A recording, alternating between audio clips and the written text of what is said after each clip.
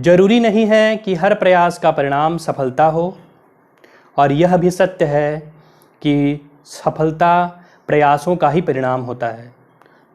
इसलिए हमेशा प्रयत्नशील रहिए। सफलता असफलता जीवन के अंग होते हैं। हमेशा प्रयासरत रहिए। और अगर देखा जाए तो सफलता हमारे प्रतिदिन किए गए प्रयासों का योगफल ही है, या जो है परिणाम ही होता है। सो हमेशा प्रयासरत रहिए। स्वागत है आप सभी का इन्हीं शब्दों के साथ आपके अपने धैर्य क्लासेस में। आज हमारा लेक्चर नंबर 23, सब्जेक्ट है इलेक्ट्रॉनिक इंस्ट्रूमेंट एंड मेजरमेंट। आज का डेट है 17 अप्रैल 2020। आज हम लोग देखेंगे मेजरमेंट ऑफ कैपेसिटेंस। जैसे कि आपको पता है लास्ट क्लास में हम लोगों ने देख चुका है मेजरमेंट ऑफ इंडक्टेंस के 3 ब्रिज देख चुके हैं हम लोगों ने। मैक्सवेल ब्रिज देखा, हम लोग हेज ब्रिज देखा और एंडरसन ब्रिज देखा। आज हम लोग देखने जा रहे हैं De Sauty's bridge. So let's see the De Sauty's bridge. ये ब्रिज एकदम सिंपल ब्रिज है। This bridge is the simplest method for measurement of capacitance. ये ब्रिज की कलाकृति देख लीजिए। ब्रिज का स्ट्रक्चर देखेंगे हम लोग। इसमें है Z1 के जगह में ओनली C1 है, Z2 की जगह में ओनली C2 है, Z3 की जगह में R3 है और Z4 की जगह में R4 है। चूंकि पता है आपको AC ब्रिज में 4 इम्पीडेंसेस होते हैं, Z1, Z2, Z3, Z4। बीच में आपका डिटेक्टर है।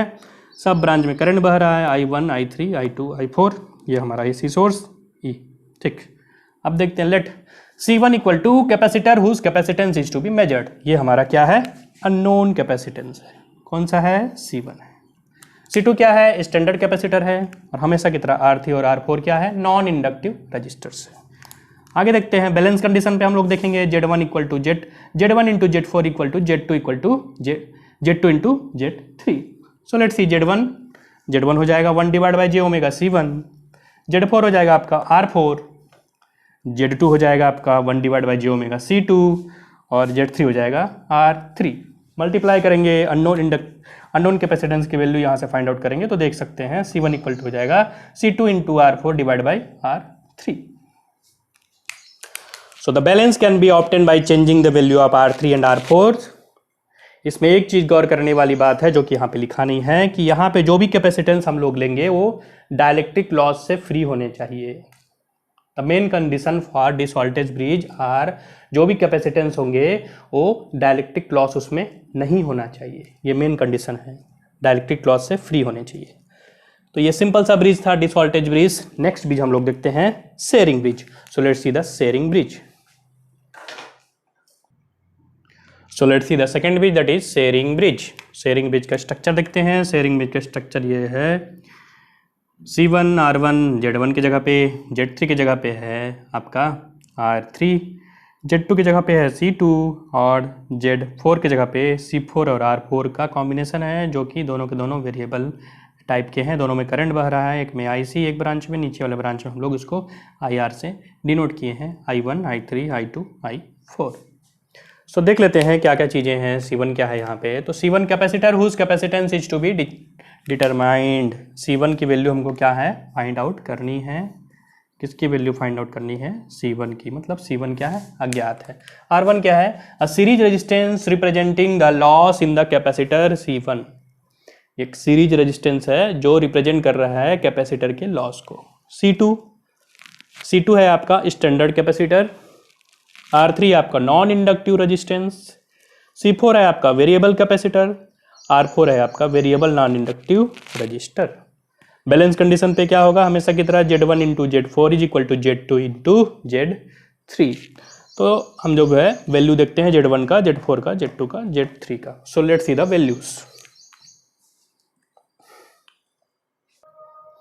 सो let's see the balance condition. Z1 into Z4 is equal to Z2 into Z3। Z1 देखते हैं। Z1 क्या है? C1 और R1 का सीरीज कॉम्बिनेशन है। 1 divide by J omega C1 plus R1 हो जाएगा। हम आते हैं Z4 पे। Z4 दोनों का पैरेलल कॉम्बिनेशन है एंड ये आ जाएगा R4 divide by 1 plus J omega C4 R4। Z2 देखते हैं। Z2 हो जाएगा आपका 1 divide by J omega C2 और Z3 हो जाएगा R3।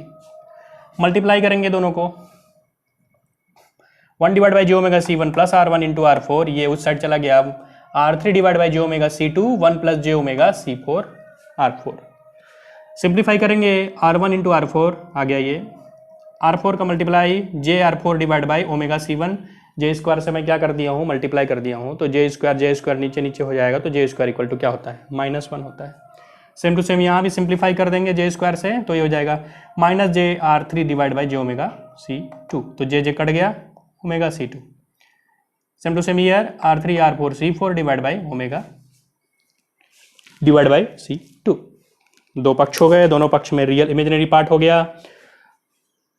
हमेशा की तरह यहाँ मैंने रियल पार्ट को जो है रेड से किया है, ये रियल पार्ट यहाँ रेड, ये रियल पार्ट यहाँ रेड, इस साइड का ये इमेजिनरी पार्ट और इस साइड का ये imaginary part. So equating real term, तो real term R1 into R4 is equal to real term R3 R4 C4 divide by C2। यहाँ से R1 की वैल्यू निकालेंगे क्योंकि C1 के साथ साथ मेरे को R1 भी निकालना पड़ेगा, तो R1 is coming R3 R4 C4 divide by C2 and equating the imaginary term and that is coming -JR4 divided by omega C1 is equal to -JR3 omega C2। इसको जो है कट आउट करेंगे दोनों तरफ से, simplify करने के बाद आंसर आ रहा है C1 equal to C2 into R4 divide by R3।